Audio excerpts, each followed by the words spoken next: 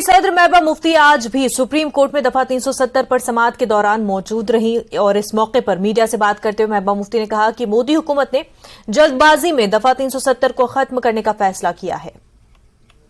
जो हमारे साथ नाइंसाफी हुई है पार्लियामेंट के अंदर, एक गैर कानूनी तरीके से बीजेपी ने इस मुल्क की कॉन्स्टिट्यूशन को सबवर्ट किया और उसके बाद जम्मू कश्मीर के कॉन्स्टिट्यूशन को खत्म किया और हमारी स्पेशल स्टेटस को खत्म किया।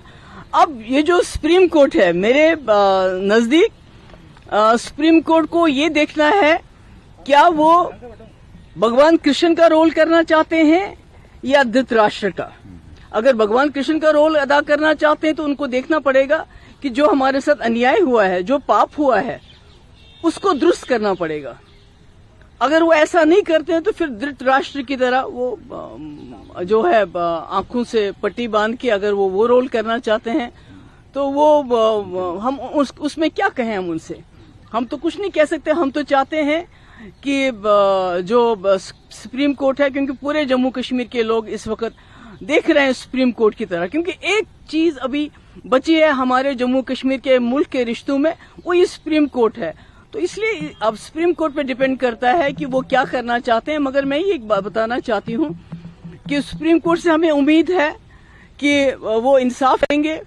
मगर साथ ही हम ये भी कहते हैं हमारी जो स्ट्रगल यहाँ के खत्म नहीं होती है, हमारी स्ट्रगल जारी रहेगी। जम्मू कश्मीर का जो तशख्खुस है, जम्मू कश्मीर की जो समस्या है, जिसको समस्या बीजेपी ने बनाया, बीजेपी की जो मदर पार्टीज है, हिंदू महासभा ने बनाया, ने तो जम्मू कश्मीर के लोगों ने खुले दिल से 1947 में इस मुल्क का हाथ थामा था, कुछ शर्तों पे, कुछ सेफगार्ड्स पे।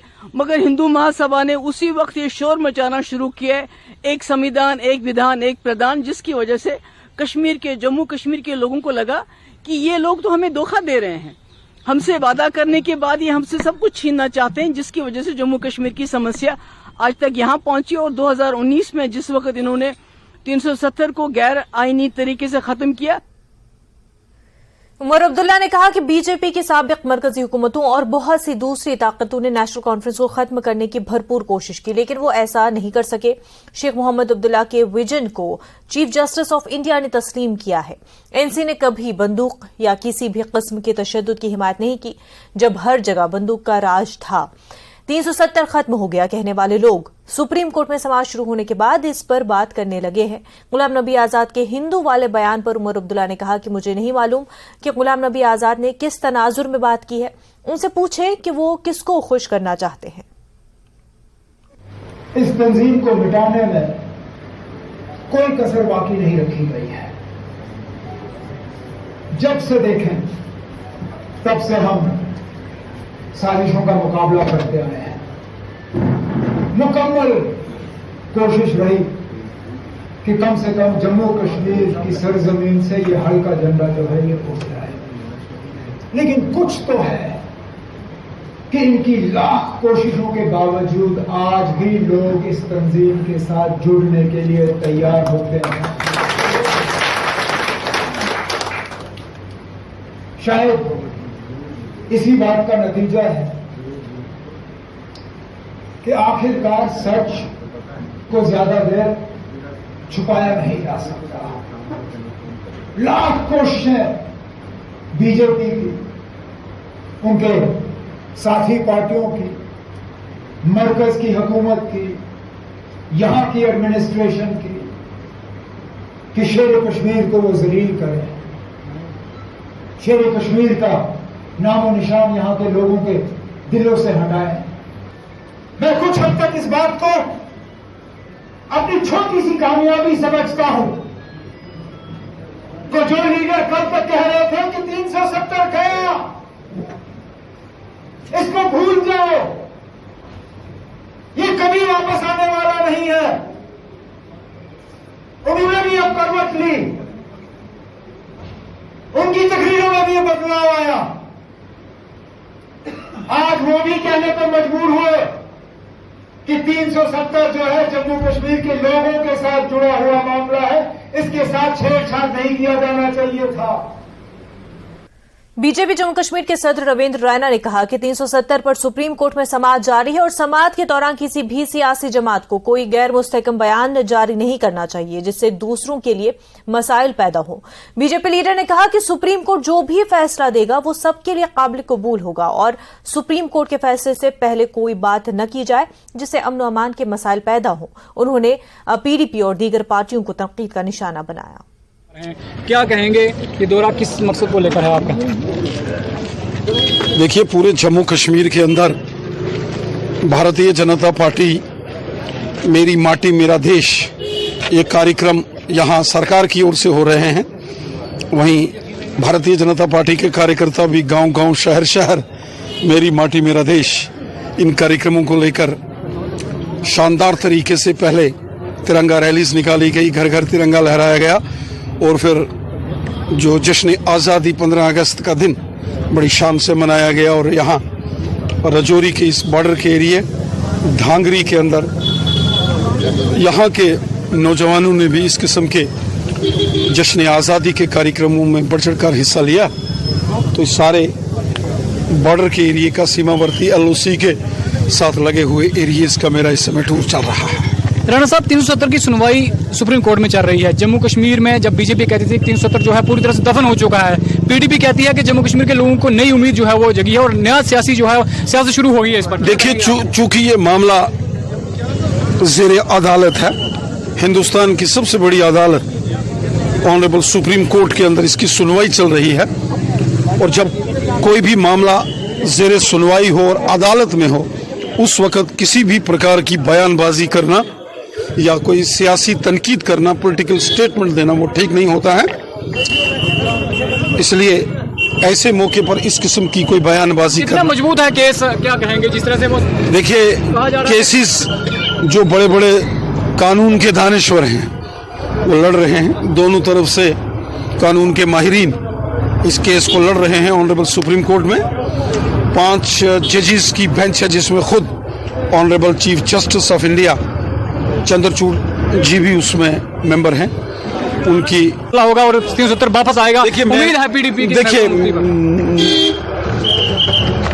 किसी भी सियासतदान को इश्तियाल अंगेजी नहीं करनी चाहिए, जहर घोल के सियासत नहीं करनी चाहिए। जब मामला ज़ेरे अदालत है और वो भी सुप्रीम कोर्ट में इसकी सुनवाई चल रही है, सुप्रीम कोर्ट जो भी फैसला करेगा वो सबके लिए मान्य होता है, लेकिन उस वक्त सियासी तनकीद करना, बयानबाजी करना जब मामला सुप्रीम कोर्ट में हो वो ठीक नहीं है। जम्मू में स्मार्ट मीटर को लेकर प्रदर्शन हो रहे हैं जगह जगह पर, क्या कहेंगे, कितना बड़ा बोझ जो है लोगों के ऊपर पड़ने वाला है स्मार्ट मीटर? देखिए, बिजली की सप्लाई ठीक होनी चाहिए, स्मार्ट पावर सप्लाई होनी चाहिए। मैंने लेफ्टिनेंट गवर्नर साहब को बोला है पहले स्मार्ट पावर सप्लाई 24 घंटे बिजली सुनिश्चित करो, फिर स्मार्ट मीटर लगाओ, लेकिन स्मार्ट मीटर भी वो लगाओ जिनकी रीडिंग ठीक हो। न्यूज 18 के लिए राजौरी से मैं शक्ति शर्मा। मुमताज कश्मीरी पंडित लीडर डॉक्टर अग्निशेखर ने भी गुलाम नबी आजाद के बयान का खैर मकदम किया। उन्होंने कहा कि आजाद खुद इस खानदान से ताल्लुक रखते हैं जिससे पहले हिंदू मजहब से इस्लाम कबूल किया था। डॉक्टर अग्निशेखर ने कहा कि अगर तमाम लोगों में ऐसा एहसास पैदा हो जाए तो मजहब की बुनियाद पर जारी झगड़े खत्म हो जाएंगे। वज़ीर-ए-आला और DPAP के चेयरपर्सन गुलाम नबी आजाद ने किश्तवाड़ दौरे पे, जब वो किश्तवाड़ दौरे पे थे कुछ दिनों पहले, तो उन्होंने वहां पे एक बयान दिया है जिसमें उन्होंने कहा है कि हिंदुस्तान में जो पहले सभी लोग हिंदू थे, क्योंकि हिंदुइज्म जो है इस्लाम से पहले आया, और कश्मीरी पंडितों की उन्होंने बात की। उन्होंने कहा कि कश्मीर में भी सभी जो लोग हैं वो पहले कश्मीरी पंडित थे और फिर वो कन्वर्ट हुए हैं। इस पर मेरे साथ बात करने के लिए है परम कश्मीर के कन्वीनर, कश्मीरी पंडित लीडर और एक स्कॉलर डॉक्टर अग्निशेखर। डॉक्टर साहब, न्यूज 18 से बात करने के लिए शुक्रिया। गुलाम नबी आजाद ये कह रहे हैं कि हिंदुइज्म पहले आया है, इस्लाम बाद में आया, और जो जितने लोग यहाँ हैं वो पहले हिंदुइज्म में थे, फिर उन्होंने कन्वर्ट हो इस्लाम में हुए हैं, और यहाँ बाहर से कोई नहीं आया, सारे यहाँ की है। अब ये आजाद शब्द निकाल दो तो उनका नाम क्या है? गुलाम नबी भट्ट। और जिनसे आप बात कर रहे हैं अग्निशेखर, मेरा भी सरनेम भट्ट है। मैं भट्ट हूं, वो भट्ट था, फर्क इतना ही है। और ये बहुत स्वागत योग्य है कि अगर गुलाम नबी भट्ट आजाद साहब इसको आज पहली बार वैसे नहीं मान रहे, मेरे सामने इन्होंने मिस्ट्री वाला कैंप में भाषण दे रहे थे। उन्होंने कहा था 250 साल पहले, अब तो वो 600 साल कहते हैं, लेकिन 250 साल उन्होंने मेरे सामने कहा, 250-300 साल पहले उनके जो पूर्वज एंसेस्टर्स थे वो कोकरनाग अनंतनाग से आकर किश्तवाड़ साइड में कन्वर्ट हो गए। और अगर हम हिस्टोरिकली देखें तो वो एक वेव थी एक्सोडस की, वो कश्मीरी पंडित भागकर जान छिपाने के लिए आए थे। लेकिन ये मानना एक बहुत बड़ी बात है, जबकि आपके यहाँ नेगेशन है, नेगेट करते हैं अपने रूट्स को मानने की। ये इसका स्वागत किया जाना चाहिए। ये एक तरह का एक इंडिकेशन भी दे रहे हैं, और पॉलिटिकल मायने इसके क्या हो सकते हैं उस पर मैं नहीं जाऊंगा, लेकिन बात यह है कि ये अपने एंसेस्टर्स के लिए ट्रिब्यूट है उनका, ये मानना कि हम भी कश्मीरी पंडित ही थे। और 1339 में कश्मीर में मुस्लिम शासन की शुरुआत हुई, और अंतिम जो महारानी थी वो कोटा रानी थी, जिसको आपने कश्मीरियों ने, हमारे पूर्वजों ने शरण दी थी 2-3 लोगों को, और वो शरण देना महंगा पड़ा कश्मीरियों को। पहला तो स्वात से भागकर शहमीर आए थे, जिसको सुल्तान की उपाधि से जिसने धोखा दिया, कोटा रानी को मारा। और सुंबल मेरा पैतृक गांव है, वहां बिल्कुल अंदरकूट एक जगह है, वहां उसको अंत उसका हुआ। तो उसके बाद से इस्लाम शासन के रूप में कश्मीर में आया। एक शरण उसको दी थी। दूसरा शरण था रिंचन को आपने शरण दी थी, गगनगिर जो आपका कंगन साइड में है, तो वो दूसरी शरण थी, उसने भी बगावत की, नमक हरामी की उसने। शहमीर ने नम रखा, जिसको आपने शरण दिया उसी ने आपके पीठ में छुरा घोंपा। तीसरे भी इसी तरह आए थे। तो इसलिए तब वेव चली कन्वर्शन की, और ये कन्वर्शन कोई विलफुल प्यार से मोहब्बत से, ऐसा ये मिथ है, ये नैरेटिव गढ़ा गया है। मैं जो बात कर रहा हूं, मैं फैक्ट से बात कर रहा हूं। आपको इसके लिए तोहफतुल अहबाब पढ़ना चाहिए, जो एक मुस्लिम क्रॉनिकलर ने ही लिखा है। न्यूज 18 से बात करने के लिए शुक्रिया। तो डॉक्टर अग्निशेखर कह रहे हैं कि एक वेलकम स्टेप है जो गुलाम नबी आजाद ने कहा, और इससे क्या होगा कि एक पॉजिटिव एटमॉस्फेयर क्रिएट होगा, और लोगों को भी सामने आना चाहिए, ताकि वो रियलाइजेशन जब लोगों में पनपेगी तो जो एक कम्युनिटीज के बीच में आपस में जो क्लैशेज या बाकी प्रॉब्लम्स होती हैं वो खत्म हो जाएंगी, और उससे जो है एक अच्छे माशरे की ताबीर भी हो सकती है और तामीर भी हो सकती है। कैमरामैन आशू के साथ में समीर भट्ट, न्यूज 18 जम्मू। खबरों का सिलसिला आगे भी जारी रहेगा, लेकिन उससे पहले एक छोटा सा ब्रेक।